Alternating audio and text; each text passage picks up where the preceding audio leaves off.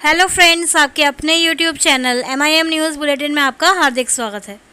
इस वीडियो में पहले हम देखेंगे कि पटना की सड़कों पर STAT मेरिटधारी अभ्यर्थी जो आमरण अनशन पर बैठे हैं उनका क्या कहना है। उसके बाद आपको अन्य इम्पॉर्टेंट इन्फॉर्मेशन की तरफ लेकर चलेंगे। STAT कंप्यूटर साइंस की कट ऑफ की बात करेंगे, CTET एक्ट पर चर्चा करेंगे कि आज उसमें क्या अपडेट निकल कर आई है, और वीडियो के एंड में देखेंगे कि प्रधान शिक्षकों के लिए जो भर्ती निकाली गई थी उसमें पद सृजन को लेकर क्या आदेश, क्या लेटर जो है वो शिक्षा विभाग की तरफ से जारी किया गया है। तो वीडियो में एंड तक बने रहें और चैनल पर नए हैं तो सब्सक्राइब करना ना भूलें। MIM न्यूज़ बुलेटिन के माध्यम से सुबह आपको यह जानकारी दी गई थी कि 4 अक्टूबर यानी कि आज से ही पटना में STAT मेरिटधारी अभ्यर्थी जो हैं वो आमरण अनशन पर जाने वाले हैं, आंदोलन करने वाले हैं। उसको लेकर आज क्या अपडेट रही, अभ्यर्थियों का क्या कहना है, पहले एक झलक में वह देखते हैं, फिर आगे की बातों पर चर्चा करेंगे। हो सकता है जो समाज को आगे ले जाता है, लेकिन कुछ लोग जो चाहते हैं कि बिहार फिर से पीछे जाए, जो जिस तरह से पीछे है उस पीछे को बचाने के लिए आप आज भूख हड़ताल में बैठे हैं। इसका मैं क्रांतिकारी अभिवादन करता हूँ। साथियों, ये बहाली जो है एक मुहावरा याद आता है, एक शायरी याद आता है। बर्बाद गुलिस्ता करने को एक ही विज्ञापन काफी था, ऊपर से शिक्षा मंत्री नीतीश कुमार बार पैसी मार रहे हैं। आज जो समाज की गुलदस्ता है जिसमें गुलाब का फूल है, तरह तरह के सतरंगी फूल है, उस फूल को नोचने का काम हमारे शिक्षा मंत्री जो शिक्षा मंत्री के नाम से परिचित हो चुके हैं, इसके खिलाफ आप लड़ रहे हैं। समझिए, ये लड़ाई सिर्फ नौकरी की लड़ाई नहीं है, ये लड़ाई बिहार में शिक्षा के अस्तित्व बचाने की लड़ाई है। सरकार नहीं चाहती है कि बिहार में छात्र पढ़े। आज जिस दौर में जी रहे हैं, हम लगातार 2012-2013 के बाद रोजगार बिहार SSC में जो भ्रष्टाचार हुई थी, बिहार SSC के जो अध्यक्ष थे परमेश्वर राम, उन्हें भ्रष्टाचार का पूरा पर्दाफाश करते हुए उन्हें जेल भरवाने का काम किया था। यह काम करने को हम भी करेंगे। आकाश चर्चा सर के लिए जोरदार ताली हम लोगों को होनी चाहिए। तालियों की निर्वाह से कमी नहीं होनी चाहिए। यह चाहिए कि हम लोगों के साथ 30,775 लड़की यहाँ रखा है।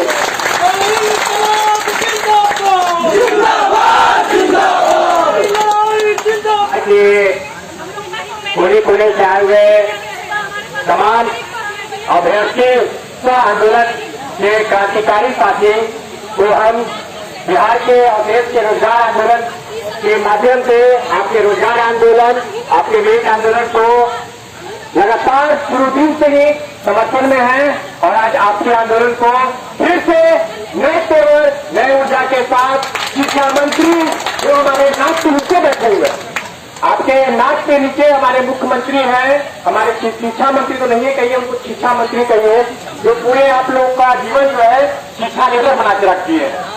तो साथियों, आप तमाम साथियों को मैं क्रांतिकारी अभिनंदन और क्रांतिकारी सलाम पेश करता हूँ कि आपने इस कोरोना काल पीरियड के बाद अपने लड़ाई को एक अनिश्चितकालीन अवसर के सामने प्रयोग किया है इस गरीबात धरना स्थल के पास। साथियों, क्या कहा जाए कि खुशी का मौसम है कि गम का मौसम है। खुशी का मौसम इसलिए है कि हम लोग अपने सपने और भविष्य बचाने के लिए इस अनिश्चितकालीन अनशन से आए हैं। दुख की बात यह है कि आप जो एग्जाम दिए अपने मेहनताना से, आपके मेहनताना को छीनने वाली सरकार बिल्कुल हिटलरशाही बनकर आपके मेहनताना को छीनना चाहती है। उसके खिलाफ आप लड़ रहे हैं, उसके खिलाफ आप डट के लड़ने की आप लड़ाई की आप शुरुआत कर रहे हैं।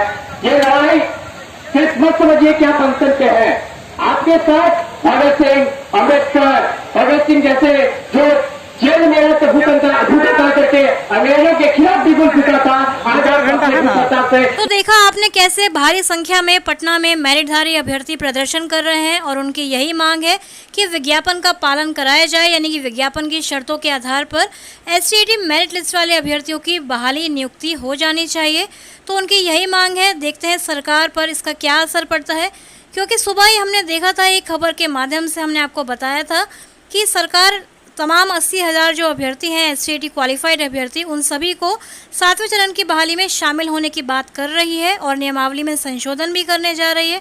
तो देखते हैं कि मेरिट लिस्ट वाले अभ्यर्थियों के लिए क्या कुछ बदलाव किया जाता है या फिर सभी अभ्यर्थियों को इससे फ़ायदा मिलता है।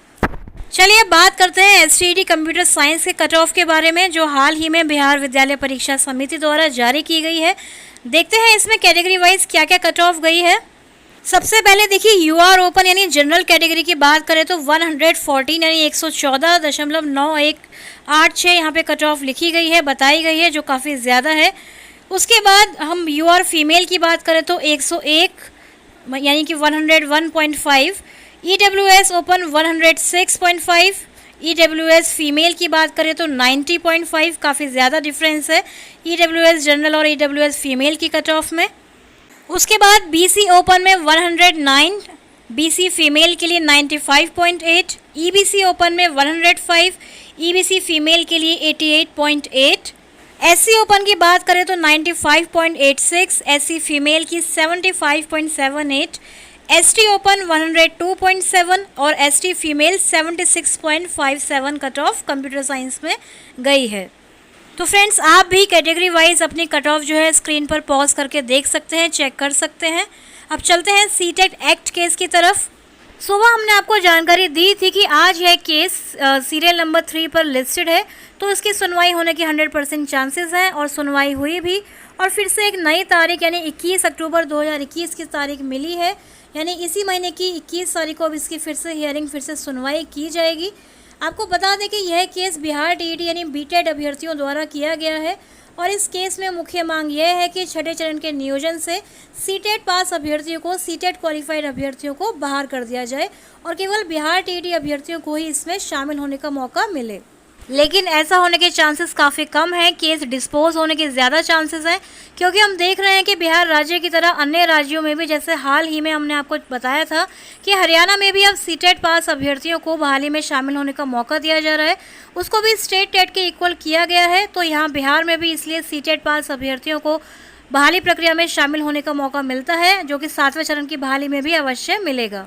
चलिए अब चलते हैं राज्य के माध्यमिक विद्यालयों में जो प्रधानाध्यापकों के पद सृजन हुए थे उससे संबंधित एक लेटर, एक आदेश बिहार सरकार शिक्षा विभाग द्वारा जारी किया गया है।